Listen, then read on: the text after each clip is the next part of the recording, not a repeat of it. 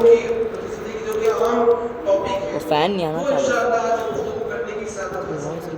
وہ ہے اخلاق مصطفیٰ صلی اللہ تعالیٰ علیہ ایک وسلم، منٹ رکو جس کی آج سمجھے کہ ہمارے معاشرے کو سب سے زیادہ ضرورت ہے۔ ہمارے پیارے آقا مدینے والے مصطفیٰ صلی اللہ تعالیٰ علیہ وسلم کے اخلاق کتنے شان والے ہیں۔ ہمارے پیارے آقا صلی اللہ تعالیٰ علیہ وسلم کے اخلاق کردار بڑی شان والی ہے، خود قرآن نے اس کو بیان کیا ہے۔ اور خود ہمارے پیارے آقا صلی اللہ تعالیٰ علیہ وسلم حسن اخلاق، اچھے اخلاق کی اہمیت بیان کرتے ہیں۔ پیارے آقا صلی اللہ علیہ وسلم نے فرمایا کہ میں دنیا میں اچھے اخلاق کو بیان کرنے کے لیے، اچھے اخلاق کو مکمل طریقے سے بیان کرنے کے لیے مبعوث کیا گیا ہے۔ ارشاد فرمایا کہ بعثت لأتمم حسن الاخلاق، یعنی مجھے اچھے اخلاق، حسن اخلاق کو کامل کرنے کے لیے، بیان کرنے کے لیے مبعوث کیا گیا۔ یعنی میں دنیا میں آنے کا مقصد ہی یہ ہے کہ میں اچھے اخلاق کو لوگوں میں بیان کروں، لوگوں کو اچھے اخلاق سکھانے کے لیے میں دنیا میں تشریف لایا۔ تو اس سے معلوم ہوتا ہے کہ حسن اخلاق کتنی عظیم چیز ہے۔ تبھی تو اعلیٰ حضرت عظیم البرکت شاہ امام محمد رضا خان علیہ الرحمن کیوں عرض کرتے ہیں، تیرے خلق کو حق نے عظیم کہا، تیرے خلق کو حق نے جمیل کیا، کوئی تجھ سے ہوا ہے نہ ہوگا شاہ، تیرے خالق کو اس خدا کی قسم۔ اللہ تعالیٰ نے خود قرآن میں وَإِنَّكَ لَعَلَىٰ خُلُقٍ عَظِيمٍ فرمایا، تو اس لیے فرمانے اعلیٰ حضرت جو عظیم کہاں بیان کیے گا، اس کو اشعار میں بیان کرتے ہیں۔ تیرے خلق کو حق نے عظیم کہا، تیرے خلق کو حق نے جمیل کیا، خلق یعنی آپ کی خوبصورتی، آپ کی بناوٹ، اللہ تعالیٰ نے جمیل یعنی بہت ہی شاندار کیا، خوبصورت بنایا۔ کوئی تجھ سا ہوا ہے نہ ہوگا شاہ، تیرے خالق کو حسن و عطا کی قسم۔ یعنی آپ کو رسول اکرم صلی اللہ تعالیٰ علیہ وسلم کو اس یہودی عالم نے کچھ دینار ایڈوانس میں دے دیے کہ آپ صلی اللہ تعالیٰ علیہ وسلم مجھے اتنے ٹائم کے بعد میں اتنے مقدار میں کھجور دیں گے، یعنی اتنے کھجور حضور صلی اللہ تعالیٰ علیہ وسلم جو ہے وہ یہودی عالم کو دیں گے، جس کے بدلے میں رقم اس نے ایڈوانس میں دے دی۔ تو ابھی کھجور دینے کی جو ڈیٹ تھی، ابھی اس کے دن میں 2-3 دن اور باقی تھے کہ وہ یہودی عالم زید بن سانہ رسول اللہ صلی اللہ تعالیٰ علیہ وسلم کی مسجد شریف میں تشریف لے کر آئے کہ ہمارے پیارے آقا صلی اللہ تعالیٰ علیہ وسلم مسجد میں تشریف فرمائے اور صحابہ اکرام علیہ رضوان میں بیٹھے ہوئے۔ وہ آ کر بڑی ہی بے باکی کے ساتھ میں، بدتمیزی کے ساتھ میں کہنے لگا کہ اے محمد صلی اللہ علیہ وسلم، تم لوگوں سے جب وعدہ کرتے ہو تو حق ادا کرنے میں پس و پیش کرتے ہو، اور تم نہیں بلکہ سارے عبد المطلب کی اولاد کا یہی حال ہے کہ لوگوں کا حق جب ادا کرنا ہوتا ہے تو پس و پیش سے کام لیتے ہو، لوگوں کا حق ادا کرنے میں ٹال مٹول سے کام لیتے ہو۔ جب اتنی بڑی بات مصداقی انداز میں کہی تو سیدنا فاروق اعظم رضی اللہ تعالیٰ سے رائے لگے، آپ نے برجستہ بالکل کھڑے ہو کر کہا کہ اے زید، اے فلاں شخص، تجھے کیا ہو گیا ہے؟ رسول خدا صلی اللہ تعالیٰ علیہ وسلم سے ایسی بے ادبی سے بات کرتے ہو؟ اگر مجھے حضور صلی اللہ تعالیٰ علیہ وسلم کے ادب کا خیال نہیں ہوتا تو میں ابھی تیری گردن جو ہے وہ تلوار سے بہت جدا کرتا ہوں۔ یہ بڑے جلال کے ساتھ میں سیدنا فاروق اعظم رضی اللہ عنہ اس کو گھورتے ہوئے فرمانے لگے۔ تو رسول اکرم صلی اللہ تعالیٰ علیہ وسلم نے بڑی کمال عاجزی کرتے ہوئے فرمانے لگے کہ اے عمر، تمہیں کیا ہو گیا؟ تو تمہیں تو چاہیے تھا کہ زید اس شخص کو مجھ سے نرمی کے ساتھ تقاضا کرنے اور مجھے اس کے ساتھ میں معاملہ ادا کرنے میں جو وہ جلدی کرنے کی تلقین کرتے ہیں، کیوں ہم دونوں کا معاملہ میٹر کو سولو کرنے میں ہماری مدد کرتے ہیں، اس کی بجائے تم اس سے ادا چلے ہو۔ تو رسول اکرم صلی اللہ تعالیٰ علیہ وسلم نے یہاں پر اس جھگڑے کو بڑھاوا دینے کے بجائے، اتنی بڑی بات سن کر آگ ببولا ہونے بدلے کی کارروائی کرنے کے بجائے، رسول اکرم صلی اللہ تعالیٰ علیہ وسلم نے سیدنا فاروق اعظم رضی اللہ عنہ کو بھی تلقین فرما دیں کہ آپ ان سے جھگڑے نہیں بلکہ وہ معاملہ سیٹل کروانے، معاملہ ختم دفعہ کروانے کے لیے دونوں کے لیے کیا کرنا چاہیے تھا؟ زید کو کہتے ہیں کہ تم معاملے تو تقاضا جو کر رہے ہو وہ نرمی سے کرو، اور مجھے تلقین کرتے ہیں کہ تم حضور آپ ان کو جو بھی دینا تھا جلدی دے دیجیے تاکہ معاملہ ختم ہو جائے، اس کی تمہیں تلقین کرنا چاہیے۔ تو سیدنا فاروق اعظم رضی اللہ عنہ نے حضور صلی اللہ علیہ وسلم کا حکم پا کر زید بن ثانہ کے گھر گئے اور جا کر کھجوریں پیش کی، جتنی کھجوریں دینی تھی اس سے زیادہ کھجور اس کو دی۔ زید بن ثانہ نے جب سارے کھجوریں دیکھی تو فرمایا کہ یہ زیادہ کھجوریں کس لیے دے رہے ہیں؟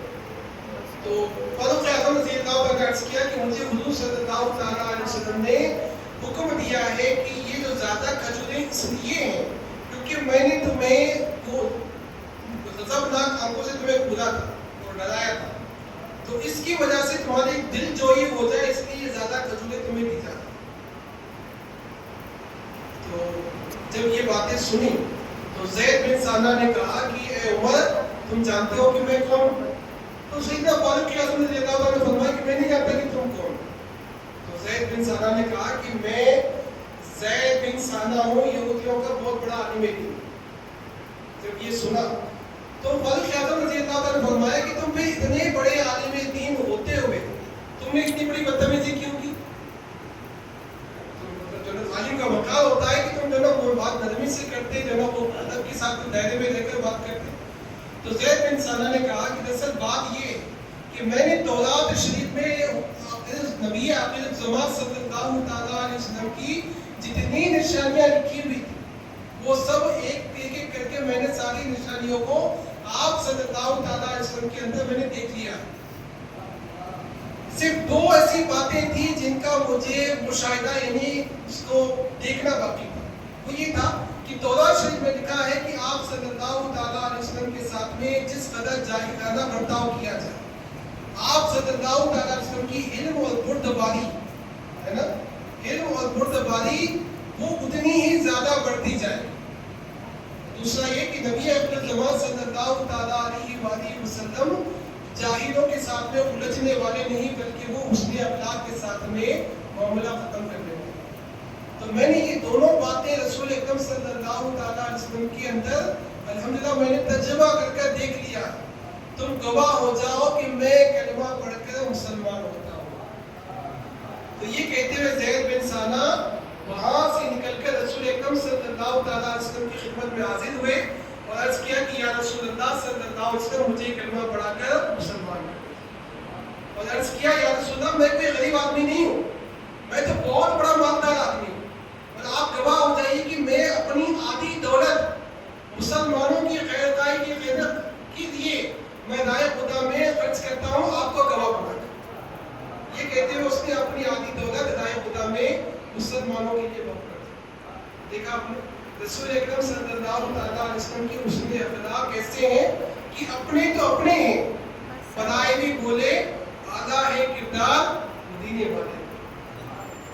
یہ ہمارے پیارے آقا صلی اللہ تعالیٰ علیہ وسلم کی حسن اخلاق ہے، اور یہ امت کے لیے تعلیم بھی ہے کہ ہمیں معاملہ کرتے وقت میں کسی کے ساتھ ڈیلنگ کرتے وقت میں کس طرح پیش آنا چاہیے۔ کوئی ہمارے ساتھ میں برے انداز میں پیش بھی آئے تب بھی ہمیں صبر اور تباہی کے ساتھ میں معاملے کو دفع کرنا چاہیے۔ اس نے تو آ کر حضور صلی اللہ تعالیٰ علیہ وسلم کے سارے خاندان والوں کو بلا کہا۔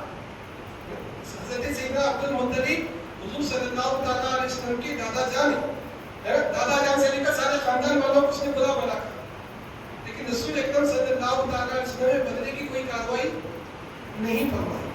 تو اس سے معلوم ہوتا ہے کہ ہمیں معاملات میں کیسے جناب وہ صبر تحمل کے ساتھ کام کرنا چاہیے۔ لیکن افسوس آج ہماری مسلم معاشرے کا حال یہ ہے کہ وہ ذرا سی بات کسی کے 2000 روپے آنے تھے، کسی کے یہاں سے 5000 آنے تھے، اس کے بدلے میں لڑائی جھگڑا نہیں ہو رہا ہے، قتل و غارت گیری کی نوبت آ گئی۔ کتنی افسوس کی بات، ایک مسلمان دوسرے مسلمان کا معمولی چیزوں کی چھوٹی باتوں کے لیے قتل تک کی نوبت آ گئی۔ یہاں تعلیم ہے کہ وہ کوئی ہمارے ساتھ برا بھلا کرے تب بھی ہمیں صبر کے ساتھ میں بردباری کے ساتھ میں معاملے کی دفاع و تفہیم کرنا چاہیے، دفع کرنا چاہیے۔ لیکن ہمارے مسلم معاشرے میں ابھی اخلاق نام کی چیز ختم ہوتی جا رہی ہے. صبر اس کا مطلب کسی کے اندر مطلب مادہ ہے ہی نہیں. تحمل مزاجی کسی کے اندر ہے ہی نہیں. ذرا سی مزاج کے خلاف بات ہو گئی تو ہم آپے سے باہر ہو جاتے ہیں. بات تو یہ ہے کہ بڑے تو بڑے ہیں, بالکل چھوٹے چھوٹے کی 9 عمر کے جو بچے ہیں, افسوس کے ساتھ میں معاملات یہ ہیں کہ بچوں کے زبانوں تک کی گالیاں, وہ گالیاں جس کے معنی بچوں کو معلوم بھی نہیں, بالکل فحش کلامی. کیوں یہ سب کہاں سے آئے؟ ظاہر سی بات ہے یہ بچے جو ہے وہ بڑوں سے سیکھیں, بچوں کو تو یہ سب چیزیں معلوم ہی نہیں. کیونکہ اچھے اخلاق نام کی چیز وہ تعلیم تربیت یہ سمجھے کہ ہمارے معاشرے سے ختم ہوتی جاتی ہے. بچے چھوٹے بچے تک آپس میں ایک دوسرے کو گالی دے رہے ہیں, ایک دوسرے کو لڑائی جھگڑا کرتے ہیں. بڑے تو بھی بڑے ہیں. تو آج بہت زیادہ ضرورت ہے ہمارے معاشرے کو کہ حسن اخلاق اپنانے والے, رسول اکرم صلی اللہ تعالیٰ علیہ وسلم کی تعلیمات کے مطابق ہم حسن اخلاق اپناتے ہوئے زندگی گزارنے والے بن سکتے. کیونکہ مسلمان سمجھے کہ حضور صلی اللہ تعالیٰ علیہ وسلم کی سیرت, آپ کے نقش قدم کو جتنا ہم کاپی کریں اتنا ہی زیادہ ہم دنیا و آخرت میں کامیاب ہونے والے ہیں. ہمارے اسلاف رحمہ اللہ المبین نے یہ ہمیں اپنی زندگی, پریکٹیکل زندگی کے ذریعے ہمیں یہ سمجھایا ہے کہ اسلام جو دنیا بھر میں جو اس کی روشنی پھیلی ہے وہ اس لیے نہیں پھیلی تھی کہ ہمارے جو بزرگان دین تھے بہت زیادہ عبادت گزار تھے اس لیے سارے لوگ اسلام اپنانے والے نہیں. وہ لوگوں کے ساتھ معاملہ کرنے میں بڑی اچھی حسن اخلاق والے تھے. یہ حسن اخلاق کی برکتیں ہیں کہ جو معاشرے میں اسلام کی خوبیاں پھیلائیں, لوگ اسلام اپنانے والے بن گئے, اسلام کی دامن میں آنے والے. لیکن آج مسلمان اخلاق چھوڑ, نتیجہ پھر ہمارے سامنے کہ مسلمان کہلانے والے لوگ خود مسلم بستیوں سے بیزار ہو کر غیر بستیوں میں جا کر رہنے پر مجبور ہیں. کیوں؟ کہ یہاں رہیں گے تو ہمارے بچے خراب ہو جائیں گے, یہاں رہیں گے تو روزانہ لڑائی جھگڑے ہوں, یہاں رہیں گے تو مسلمانوں کے بیچ میں رہنا, سب پڑھے لکھے لوگ سمجھتے ہیں کہ یہاں پر رہنا تو ہمارے لیے بربادی ہے. کتنی بری بات. ایک زمانہ وہ تھا کہ جو غیر مسلم مسلمانوں کے بیچ میں آ کر رہنا پسند کرتے تھے کہ یہاں رہیں گے تو ہمارے بچے سدھر جائیں گے, یہاں رہیں گے تو تعلیم رہے گی, یہاں رہیں گے تو اخلاق آئیں گے, یہاں رہیں گے تو امن و امان سلامتی رہے گی. آج معاملہ الٹا ہو گیا. مسلمان مطلب سمجھے کہ مسلم بستی کا نام لیتے ہوئے شرماتے ہیں, گرما دیتے ہیں. کیوں؟ کہ ہمارے اندر اخلاق ختم ہو گئے. ہمارے کئی محلے بستیاں نام بدنام ہیں. کیوں؟ کیونکہ یہاں بھی معاملات اتنے خراب ہیں, ہمارے اخلاق بہت زیادہ گرے ہوئے. تو پیارے اسلامی بھائیوں, واقعی آج بہت زیادہ ضرورت ہے کہ ہم حسن اخلاق اپنانے والے بنیں. ہمارے پیارے آقا صلی اللہ تعالیٰ علیہ وسلم حسن اخلاق کی اہمیت سمجھاتے ہوئے جو فرامین مصطفیٰ صلی اللہ تعالیٰ علیہ وسلم ہیں ان کو سننے کی سعادت حاصل کرتے ہیں. ہمارے پیارے آقا صلی اللہ تعالیٰ علیہ وسلم کے اخلاق, حسن اخلاق کے بارے میں ارشاد فرماتے ہیں کہ حضور سرور کونین صلی اللہ علیہ وسلم نے ارشاد فرمایا, تم لوگوں کو اپنے اموال یعنی پیسوں سے خوش نہیں کر سکتے, لیکن تمہاری خندہ پیشانی اور خوش اخلاقی انہیں خوش کر سکتے. ہم گرم جوشی سے لوگوں سے ملاقات کریں, مسکراتے ہوئے ملاقات کریں, لوگوں کی خیر تکلیفیں سے دریافت کرتے ہوئے ملاقات کریں, یہ لوگوں کو خوش کر سکتے. پیسے کتنے دیں گے تو خوش ہوں گے, آج دیں گے تو آج خوش ہوں گے, کل نہیں دیں گے تو ناراض ہو جائیں گے. پیسوں سے ہم لوگوں کو خوش نہیں کر سکتے. ارشاد فرمایا, تم جہاں کہیں بھی ہو اللہ سے ڈرتے رہو, گناہ سرزد ہو جائے تو نیکی کر دیا کرو کہ وہ نیکی اس گناہ کو مٹا دے گی, اور لوگوں کے ساتھ اچھے اخلاق کا برتاؤ کیا کرو. نمبر 3 فرمایا, چھوٹی سے چھوٹی نیکی کو بھی حقیر نہ جاننا, کہ اگر چاہے وہ نیکی یہ ہو کہ تم اپنے بھائی کے ساتھ مسکراتے ہوئے چہرے سے ملاقات کرو. یعنی یہ مسکرانا کیا ہے؟ سنت ہے, مسکرایا کرو. آج ہمارے پاس مسکرانے والے بہت کم ہیں. ہم سمجھے کہ ہمارے پاس میں سب کچھ ٹھیک ہے, صرف ایک معاملے میں ہم پریشان ہیں, 2 معاملے میں پریشان ہیں, 3 معاملے میں پریشان ہیں. اب وہ 1-2 معاملے کی وجہ سے سارا دن ہمارا سمجھے کہ وہ ہم پریشانی چہرے پر لے کر گھوم رہے ہیں. حضور صلی اللہ تعالیٰ علیہ وسلم کے بارے میں صحابہ فرماتے ہیں, حضور کی زندگی میں کتنی پریشانیاں تھیں,